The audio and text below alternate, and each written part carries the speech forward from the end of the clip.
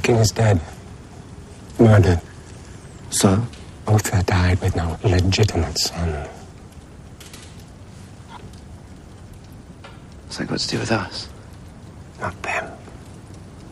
You are Arthur's son. But we wanted to discover and think about, where did he come from? He must have been a boy at some point in his life. I mean, he didn't just arrive at being a full-blown man and being a king. I never knew Uther.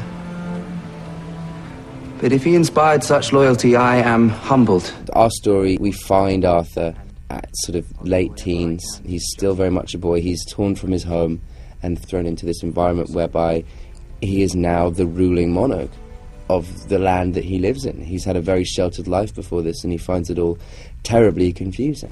When you were born, I took you and brought you here. Merlin's played by the wonderful Joseph Fiennes. A lot of people think that he's old. He has a tall, pointy hat. He has a very long white beard, and he has a wand. In our version, he's rough and rugged and ready, and he doesn't necessarily have a specific age, and he brings this wonderful intensity to the role. The relationship between Arthur and Merlin, to begin with, is just fraught with tension. And as the series progresses, they form a bond, and they form an understanding, a mutual understanding for each other, and a mutual understanding for each other's intelligence. Nothing can ever be the same after this moment, Arthur. Morgan, played by Ava Green, she's Arthur's only real connection to the family that he never had. They are connected by blood. He kind of loves her in a strange way, because she's the only connection that he has.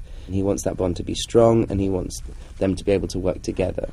She, however, is incredibly angry that he's been given the kingship, and she just can't understand it. She can't get her head around it, because she wants to be queen so badly. And she becomes incredibly jealous, and she does awful things. Awful, awful things. We can work together. It's either you or me. It can't be both. Why not? For you, this is nothing. For me,